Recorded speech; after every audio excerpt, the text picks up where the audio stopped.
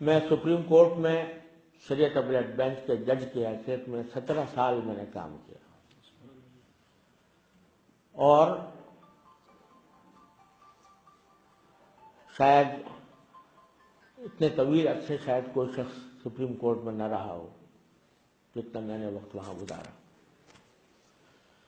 تو وہاں ہمارے درمیان جو مقدمات آتے تھے تو اس میں کچھ ہم جیسے طالب علم بھی ہوتے تھے جج کی حیثیت میں، اور وہ حضرات بھی ہوتے تھے جن کی ساری زندگی وکالت میں گزری، جن کی ساری زندگی قانون کی تعلیم و تربیت میں گزری۔ اتفاق سے ہمارا کام ایسا تھا کہ جو مروجہ قوانین ہیں ان کا جائزہ لینا ہوتا تھا، اور اس کی ایک ایک شق کو گہری نظر سے دیکھنا ہوتا تھا۔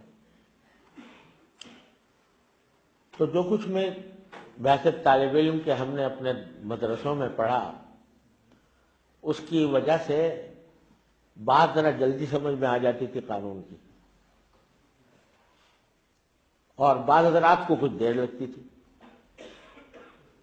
تو اس وقت جو چیف جسٹس تھے انہوں نے ہماری ایک مجلس بیٹھی ہوئی تھی جس میں جج صاحبان دوسرے جو یعنی معروف جج صاحبان ہیں وہ بھی تھے، میں بھی تھا۔ کسی قانون کی تشریح پر گفتگو ہو رہی تھی،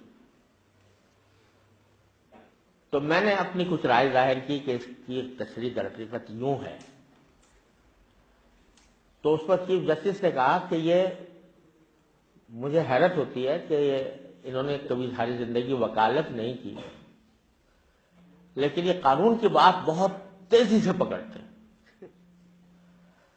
تو ایک دوسرے جج صاحب وہاں موجود تھے، انہوں نے کہا کہ ہاں انہوں نے LLB کیا تھا اور سیکنڈ پوزیشن کے ساتھ کیا تھا۔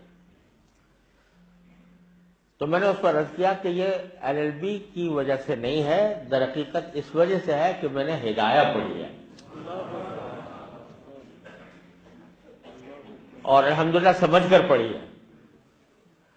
تو اگر میں کوئی قانون کی کوئی باریک بات اللہ تعالیٰ میرے دل میں ڈال دیتے ہیں تو وہ LLB پڑھنے کی برکت سے نہیں ہے۔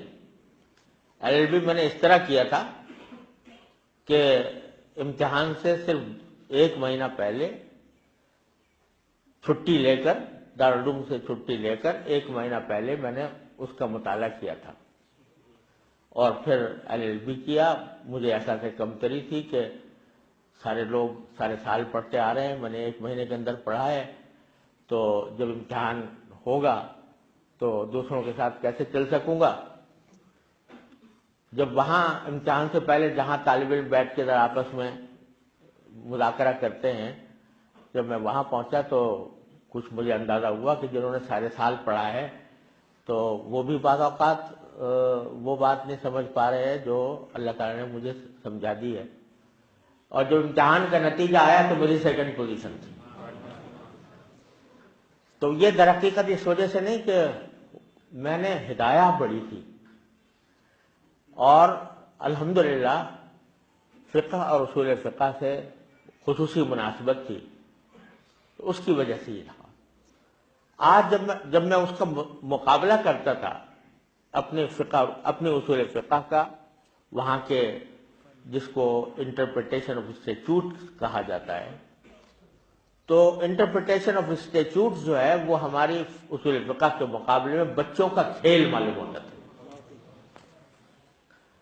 لیکن افسوس یہ ہے کہ اس عظیم ذخیرے سے، اس عظیم ورثے سے ہماری اکثریت ناواقف ہے، اور اس میں شاید ہمارا بھی بڑا قصور ہے کہ ہم ان تک ان باتوں کو نہیں پہنچا سکے۔